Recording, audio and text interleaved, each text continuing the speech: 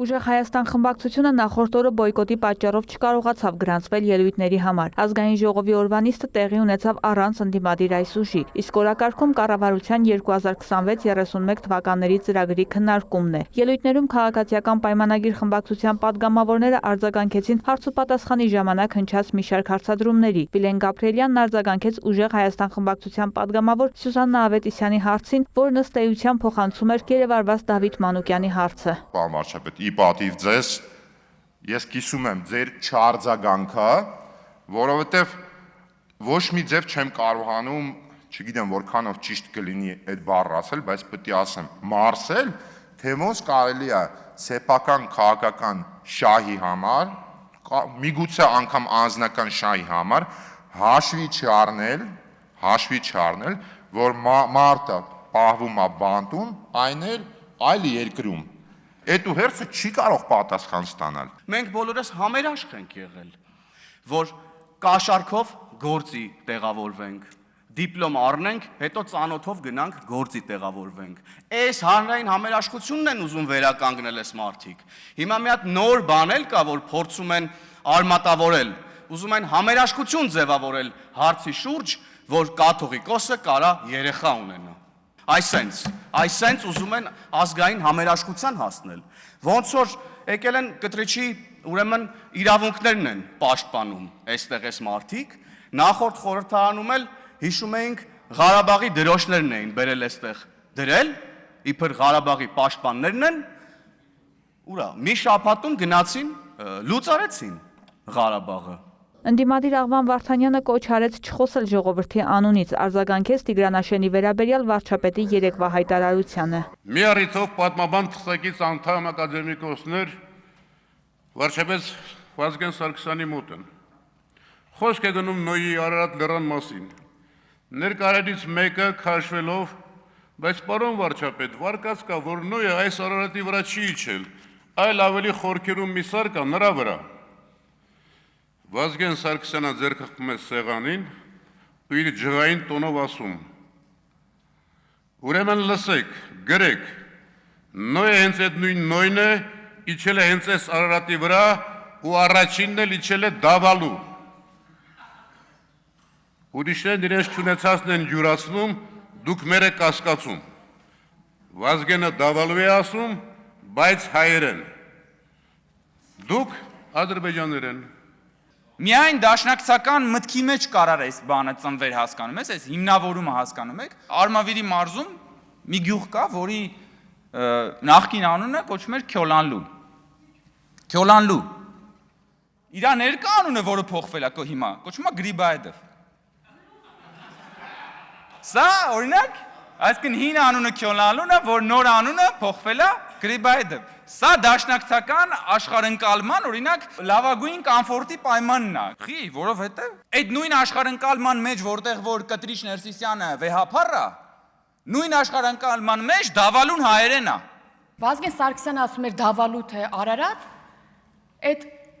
այս դեպքում այնքան էլ կարևոր չի, երբ որ հարցնում ես դաշնակցականներին ուր է Վազգեն Սարգսյանը, ցույց են տալու հայտնի եռաբլուրը։ Վրեժխնդրությամբ երկիր չեն կառուցում, օրակարգի հաջորդ թեման առաջ քաշելով հայտարարեցին ընդդիմադիր մյուս ուժի Հայաստան խմբակցության падգամավորները։ Ըստ Աղվան Վարդանյանի Ռոբերտ Քոչարյանը 10 տարի լավ ղեկավար է եղել ու նրա հանդեպ վերաբերմունքը հակապետական է։ Քաղաքացիական պայմանագրի ներկայացուցիչները բացատրեցին, որ կատարվածը ոչ թե վրեժխնդրություն է, այլ իրավական գործընթաց։ Տարածքը, որ 40 միլիոն դրամով առել են, փոխանակել են էլի 2 հեկտար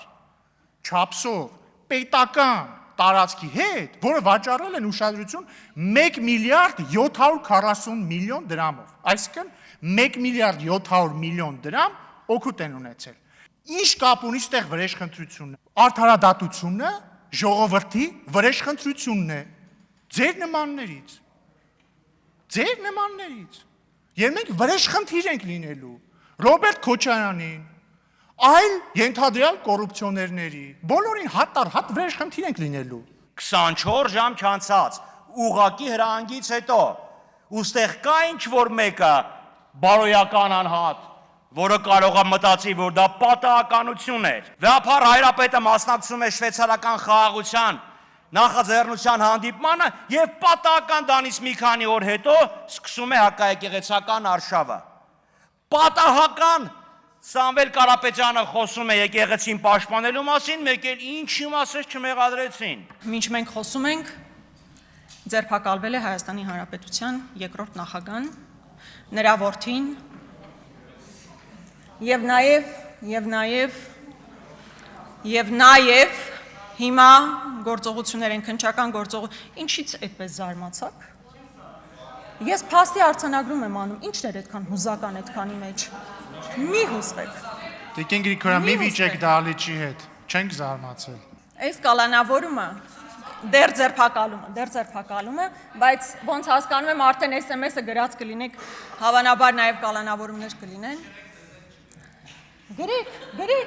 Գրիկ, ես ո՞րն եմ հերթի մեջ, գիտեք կարծում եք դա ինձ համար խնդիր է։ Մեր ցուցակում 96-րդն էիք ոնց որ։ Այսօր Ռուբեն Ռուբինյանը ասում է մի ընդհատեք։ Ասում է ես արդարության ծարավ ունեմ։ Տիկին Գրիգորյան, ձեզ ոչ ոք չի կարող նստացնել, եթե դուք հանցանք չեք գործել, ես դա թույլ չեմ տա։ Ասում է Ռոբերտ Քոչյանը կարող էր չգալ Հայաստան, բայց եկավ։ Չէ, Տիկին Գրիգորյան, Ռոբերտ Քոչյանը չէր կարող չգալ Հայաստան։ Ավելին ասեմ, Ռոբերտ Քոչյանը երբ որ արդեն եկել էր Հայաստան, արդեն մտել էր քաղաքական process-ների մեջ, իրավական process-ների մեջ, խնդրում էր, որ իրան թողեն, որ ինքը գնար։ Ասում էր, «Прошу», ձեր աշխատանքային լեզվով ասած, «Прошу обеспечить мой плавный выход из этой ситуации»։ Այնտեղ պատասխանը չկա այդ հայտնի ձայնագրության մեջ, բայց ինչ որ մի բան, տենց ինչ որ մի վերին ձայն ինձ հուշում է, որտեղ պատասխանը եղել է «нет»։ Ու դուք այդ նետի բերումով է, որ հիմա ստեղ եք, մեկու մեջ գալիս եք դալիճ, խոսում դուրս եք գալի արագ, որ հանկարծ պատասխան չլսեք։ Քննարկման ամբողջ ընթացքում դալիճից բացակայած Ուժեղ Հայաստանը վերադարձավ խմբակցությունների անուններից ելույթների ժամանակ։ Խմբակցության ղեկավարն իր ելույթում հայտարարեց, որ կառավարությունը 8 տարում 3 պառակտում է մտցրել հայ ժողովրդի մեջ։ Եռա պատերազմի կուսակցություն եք դուք։ Բայց այս կառավարության ծրագիրը ես ուրիշ ձև եմ տեսնում։ Եթե պատերազմները նախորդ թշնամիների հետ էին, այս կառավարությունը 3 պառակտման մասին է։ Քաղաքացիության ինստիտուտի վերարժևորման տակ տրված է մի հարց, որ Սփյուռքի հայերը պետքա գան Հայաստան երկար ապրեն, նոր քաղաքացիություն ստանան։ Այսինքն Հայաստանը վերարժևորում է իր մոտեցումը հայության հանդեպ։ Ըստ Կարապետյանի հաջորդը եկեղեցու հետևորդների միջև պառակտումն է, իսկ երրորդը խզումը պատմական անցյալի հետ։ Այնպես սելեկտիվ եք, ինչպես որ երբ որ ասում եք, որ մեր կառավարությունը 3 պատերազմ է բերել։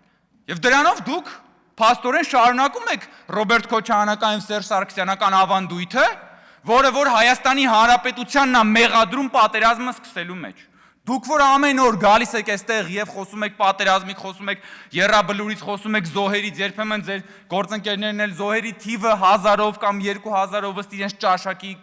նախընտրությունների կամ դրանց բացակայության ավելացնում են։ Հիմա էլ գալիս ու շարունակում եք այդ ավանդույթը եւ ասում եք, որ 3 պատերազմ ենք բերել, դրանով մեղադրանքը դնելով Հայաստանի Հանրապետության վրա։ Դուք այնքան շատ եք ատելությամբ լցված մեր կուսակցության եւ վարչապետի նկատմամբ, որ ձեր ատելությունը չեք էլ հասկանում, թե ոնց տեղափոխվում է Հայաստանի Հանրապետության վրա։ Վարչապետի եզրափակիչ ելույթից հետո ազգային ժողովը քվեարկեց եւ ձայների մեծամասնությամբ ընդունեց կառավարության 2026-31 թվականների ծրագիրը, բայց սա չի նշանակում, որ թեմայի շուրջ քննարկումներն ավարտվեցին։ Գրանցումներից ուշացած Ուժեղ Հայաստանը որոշեց կառավարության ծրագրի վերաբերյալ կարծիք հայտնել նաեւ հաջորդ հարցի քննարկման ժամանակ, իսկ օրակարգում եվրոպական հարցերի մշտական հանձնաժողովի նախագահի ընտրության հարցն էր։ Հիշեցնենք, թեկնածուն Ուժեղ Հայաստան խմբակցությունից Հարություն Հարությունյանն է։ Արամ Վարդևանյանը օրակարգ բերեց վարչապետի պաշտոնավարման ժամկետի հարցը։ Ձեզանից շատերի դեմքները հենց այդ ժամանակ նաև հրապարակներում է եղել։ Ասում էիք 10 տարուց ավել պաշտոնավարող մեկ անձը դա ադրբեջանացումն է։ Դա ալիևությունն է։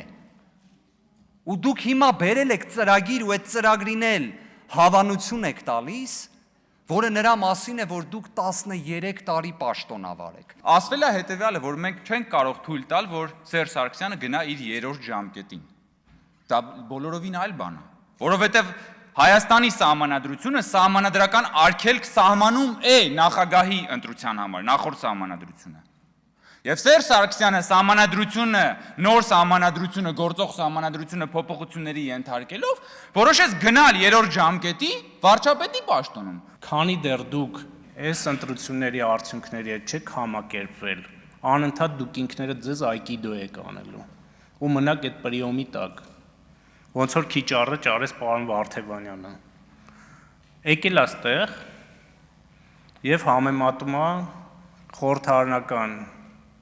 պետությունը նախագահական պետության հետ։ Պարոն Վարդևանյանը ասում է 50%-ից պակաս եք հավաքել։ Բա, պարոն Վարդևանյան, բա ձեր դեմ էինք պայքարում, բա։ Դուք հասկանում եք, դուք ֆանտաստիկ քաղաքական ուժ եք իրականում, ֆանտաստիկ, անկեղծորեն եմ ասում։ Դուք քանի օր է 20 օր է ինչ ազգային ժողովում եք, որպես քաղաքական ուժ, պատգամավոր եք, հասցրել եք ընտրություն կեղծեք։ Հասցրել եք այս դահլիճում մի 2 ժամ առաջ ընտրություն կեղծեք։ Տիկին Մարիաննա Ղահրամանյանը քվեարկել է ուրիշի փոխարեն։ Ինչ վերաբերում է առաջադրված ընդդիմադիր տեխնացուի ընտրությանը, Ալեքսանյանը հայտարարեց, որ նա ավելի լավ տեխնացու է, քան նախորդը։ Վարդուհի Արզումանյան, Հովանես Քյոսեյան, լուրեր։